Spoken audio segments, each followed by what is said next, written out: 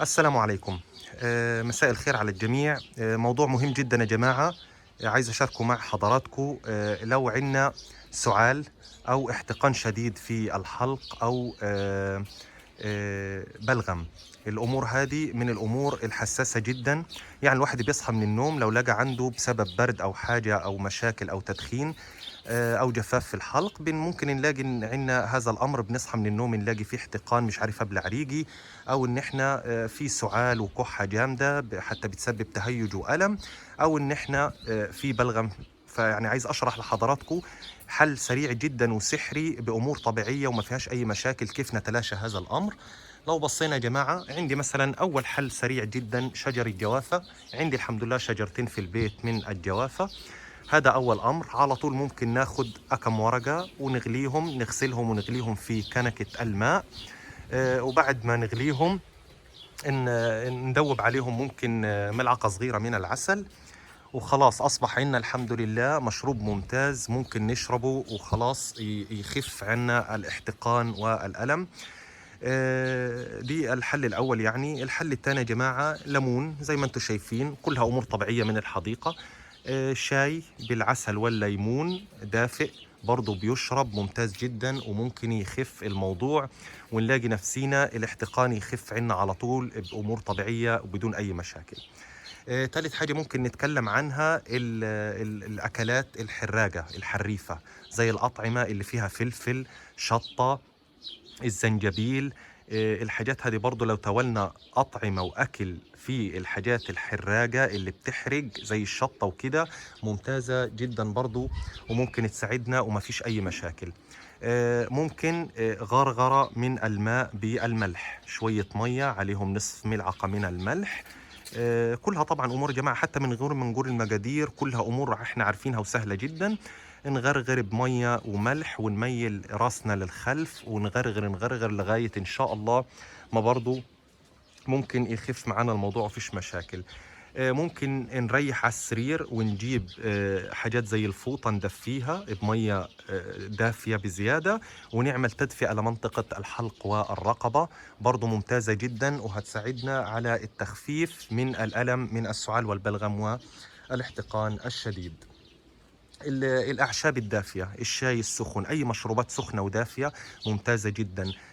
نوع من الشوربة، شوربة لحمة، دجاج، شوربة خضار، حاجة دافية برضو عفوا، من الأشياء الممتازة جدا وهتساعدنا على طول على إزالة الاحتقان والحاجات هذه. عندنا المية، ما ننساش ساعات بيكون قلة المية والجفاف هي العامل الأساسي، فنشرب كمية مية تكون مناسبة وكافية إن شاء الله، وبإذن الله يخف الموضوع معانا. لما نيجي ننام نحاول نحط مخدة تكون عالية، نعلي المخدة اللي هننام عليها، بخف جدا برضو من موضوع السعال. الموضوع صعب كشيء واحنا مش عايزين نعالجه بأمور كيميائية وأدوية، ففي حلول كتير جدا زي اللي بشرحها لحضراتكم. خل التفاح ممكن نجيب ملعقة صغيرة حتى لو طعمه صعب علينا، مش مشكلة، لكنه ناجع وممتاز جدا في معالجة هذا الأمر. ملعقة صغيرة من خل التفاح ممكن نشربها برضو ممتازة جدا وفيهاش أي مشاكل.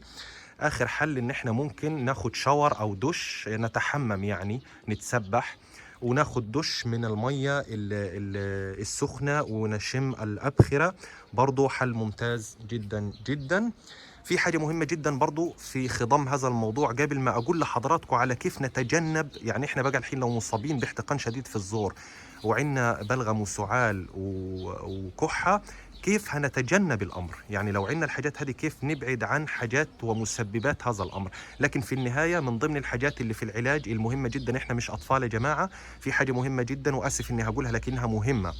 أي حد يكون في عنده بلغم وعايز يخرجه، يحاول إخراجه بدون البلع. يعني لا نبتلع هذا الشيء مرة أخرى لأنه بيكون يوزلس بدون فايدة، فإحنا نحاول استخراج الشيء وعدم، يعني أنتم فاهمين أكيد النقطة اللي أنا بقصدها. طيب، ماذا نتجنب إذا كنا مصابين بهذه الأمور؟ احتقان شديد في الزور، في الحلق، أو سعال وكحة وبلغم.